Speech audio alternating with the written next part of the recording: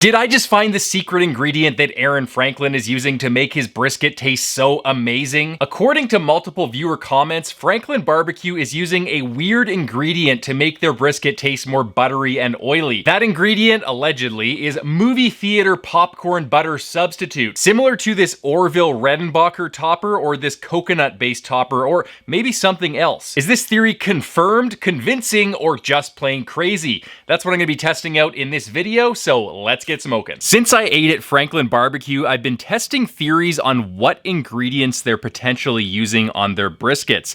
I tested whether they're using MSG, what rub they might be using, and whether they're using butter blend substitute in the tallow that coats their brisket slices. After my last video, I started receiving a lot of comments that what Franklin BBQ is actually using is a movie theater popcorn topper. Now the comments, some of which were suspiciously deleted very quickly, have been mixed with some people saying it's Orville Redenbacher coconut popcorn oil, which I haven't been able to find, popcorn topper, or movie theater butter. That doesn't really narrow it down very much because there's a lot of movie theater popcorn oils and substitutes out there, but I decided to pick up these two and test them on some briskets to see if it tastes similar to the briskets I ate at Franklin BBQ. I started by trimming 2 choice grade briskets that I picked up from Costco. Franklin BBQ uses prime grade briskets from Creekstone Farms, so it won't be a direct comparison, but the way I cook my briskets, even my choice briskets come out pretty juicy, so I'm not too worried about it. Then I'm laying down a light layer of pepper and a hefty layer of Franklin BBQ rub. This is the stuff I'm pretty sure they're using in the restaurant at Franklin BBQ, so I wanted to keep everything as close to what I think they're using in the restaurant as possible. I'm repeating that for the other brisket, and then I'm dry brining these briskets in the fridge for 48 hours. 2 days later, I'm lighting up Big Beefy Luigi with my grill gun. Links in the description section below if you guys want to pick one up. I highly recommend them. And once that dies down into a coal bed, I'm building a log cabin, and then I let that burn down for about 30 minutes, and then I build another log cabin, and so on. I'm running at 250 with my damper 75% closed and my intake roughly half open. And after 5 hours, I'll ramp up to 275 Fahrenheit to 300 degrees Fahrenheit for the remainder of the cook. Now, once it's preheated, I'm placing the Franklin briskets in the smoker. Just ignore this one on top. That's for another video I'm doing where I'm comparing Goldie's barbecue rub against Franklin rub, but that's for a different video.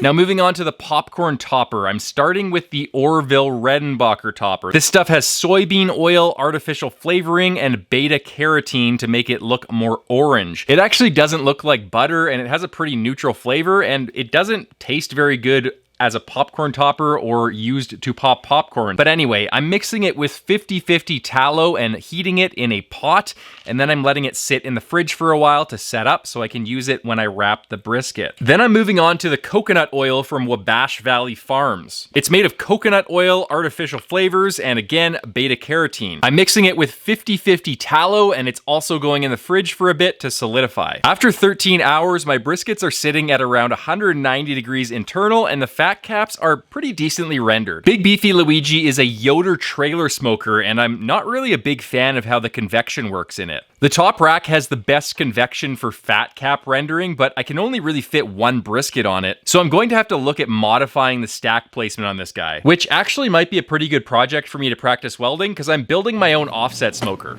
Quick update on my welding journey. I'm going to use these 2 propane tanks here. They're 120 gallon propane tanks to make a smoker, and I ended up getting a welding machine from Amazon. It's like a cheap built in China type thing. I don't even know how to pronounce it. HZXVOGN. I think it's hexagon. Anyway, it was cheap and I think it'll work. I haven't tried it out yet. I had to get some welding gas. Apparently you need a mix of CO2 and argon gas to MIG weld when you're using unshielded wire, which I want to do in my garage because it creates less fumes and I'll be welding inside. So that's been interesting. I just learned that I need to get a special flow regulator for this CO2 argon bottle, 55-pound bottle I got. I just ordered one off Amazon.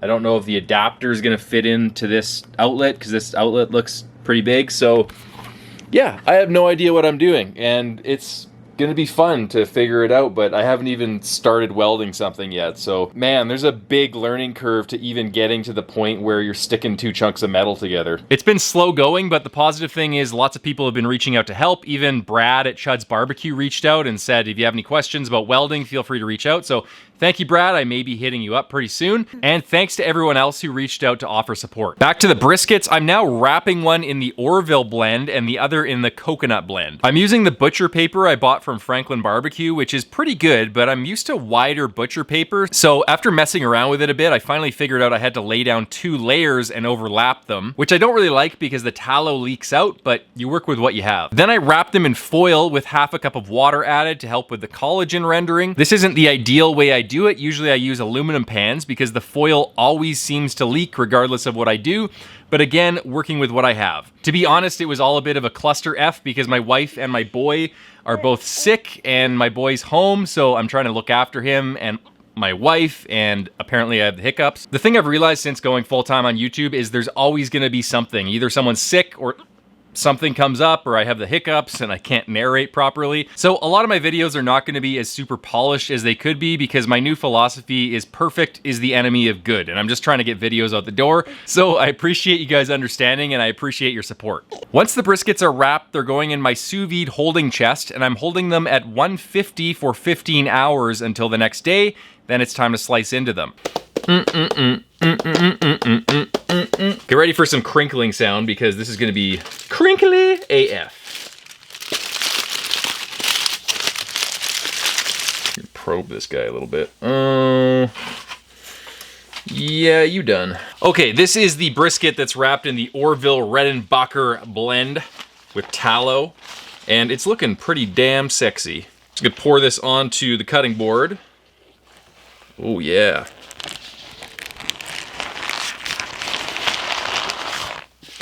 It's a little bit runny from that water that I put in, but I think it's gonna be close enough. I'm gonna get my Dalstrong cutting knife out, swing, and let's make a cut in this baby. I'm just gonna slice it right about, yeah. Cutting pretty nice. Give you guys a close up. Look at that. Yum, yum, yum. Yum, yum, yum. Ooh. Up here, up top. Ooh. And this guy. Okay, let's get a slice of the flat. I'm gonna get a big chunker. There we go. Put this baby over here, and I'm going to coat it in the tallow blend, and I'm gonna get a slice of the point.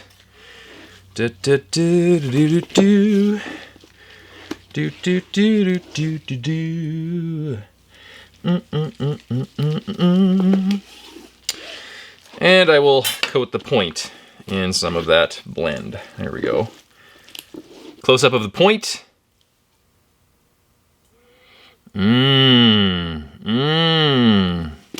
Close up of the flat. Eat me, Steve, I'm so delicious. Okay, I'm gonna try the point first. We'll just take an edge off here. Well, let's pull this apart a little bit first. Tastes a little bit weird. I don't know if it's just the brisket and I got a stanky brisket or something, but it's well cooked. It's just, it doesn't taste that great. Yeah, you know, honestly, guys, not that great. It's perfectly cooked. The rub is delicious. The rub is really good. The fat is rendered. Everything about this brisket is perfect.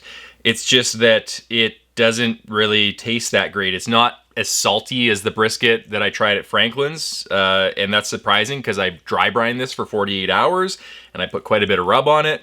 And also, the tallow mixture just doesn't taste that great. It doesn't taste buttery, it doesn't have any extra flavor. I can taste the tallow a little bit, but then there's just this neutral tasting kind of oil taste that is kind of off, and it doesn't really taste that appetizing. Okay, here's the brisket that was wrapped in the coconut blend. I spared you guys all of the crunching and crinkling from unwrapping it. So let's cut into this guy. I like to cut it like this, actually. Right down the middle. Swing! And actually, I'm gonna go get some oil.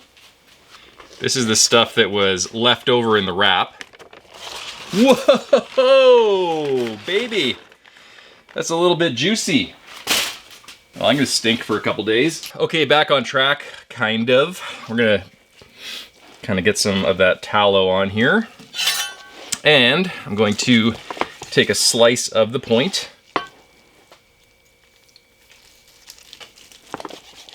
And a slice of the flat. We'll get a nice coating. Give you guys a close-up there. And a close-up of a piece of the flat. Okay, moment of truth. Let's give this a taste. Pretty good. Better than the last one. Still not salty enough. It's still not tasting right. It's good brisket. It's well cooked. It's tasty. The rub has flavor, but it just doesn't compare to what I had at Franklin BBQ. It's not salty enough. It's not oily enough. It doesn't have the right flavor profile. It doesn't really tick off any of the boxes, so I think I'm back to the drawing board on this one. But before I give up, what I'm gonna do is I'm going to try each of the oil blends in its pure form on one of these slices and see if it tastes any better. So starting with the Orville Redenbacher blend, I'll just take another slice off the flat here. And I'm gonna dip it straight in this pure fat. We'll give this a taste.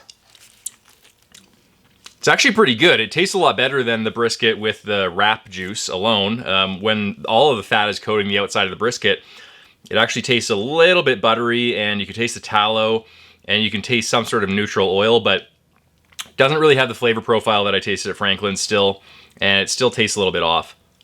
Okay, now let's try the coconut blend. Again, surprisingly good. So something's making me think that this oil doesn't hold up really well during the long rest or when it's wrapped with the brisket and taken up to higher temperatures. It's just a little bit too buttery for the flavor that I tasted at Franklin's, which I think would disqualify it. And it definitely tastes coconutty. When you think about it a little bit and you analyze the flavors, you can definitely get that coconut hit, which I don't think I got when I was at Franklin BBQ. And just for fun, I'm going to test tallow plus clarified butter, also known as ghee, because this is usually what I use on my briskets, and I just want to taste it for comparison. So we'll get that nice and slathered up. Oh yeah. That tastes the best out of all the three. It tastes nice and clean, it tastes buttery, it tastes natural. It's got good flavor. However, it's way too buttery for the taste that I tried at Franklin's. So although this is good, and this is why this is the mixture that I use when I'm wrapping my briskets, it's probably not what Franklin's is using because this is just way too buttery and I wasn't getting a huge buttery hit when I was at Franklin's. So neither of the movie theater popcorn toppers I used in this video were quite like what I tasted at Franklin BBQ. The tallow slices I tasted at Franklin BBQ were cleaner tasting and oily like the popcorn toppers I used in this video, but not quite the same flavor. It wasn't as buttery or coconut tasting as the coconut topper, and it wasn't as bitter or weird tasting as the Orville topper. But the mouthfeel of the popcorn topper mixed with the tallow was very similar to what I tasted at Franklin BBQ, so it kind of made me think they could be using a movie theater popcorn substitute at Franklin BBQ, but it's probably a different brand or flavor than the ones I used in this video. So is this theory confirmed, convincing, or just plain crazy? I'd say it's convincing, but it needs a lot more evidence, and it needs some more experimentation of different brands and flavors of popcorn topper. In any event, if you're looking for a takeaway from this video, the clarified butter that I used on the brisket mixed with the tallow was the best tasting of all the butter substitutes that I've used, and I also used the clarified butter plus tallow mixture on the briskets that I cook personally because it's really tasty and it makes sense. A lot of people in my comments have correctly pointed out that the reheating instructions for the Franklin BBQ whole briskets that they sell involves reheating it with butter. And for good reason. It's already in your fridge, it tastes amazing, and you can get it anywhere you shop. If you guys end up testing it out yourself, whether you're mixing butter substitute or butter or clarified butter in with your tallow, I'd love to hear about your results and your thoughts on it. You can drop a comment below. You can join my new Facebook group called the Smoke Trails Barbecue Nerds Facebook group. You can follow me on Instagram, or you can join my Patreon, which gives you access to a private Discord chat server. I hope to see you guys there. I'll definitely see you in the next video, and happy smoking. You want to say happy smoking?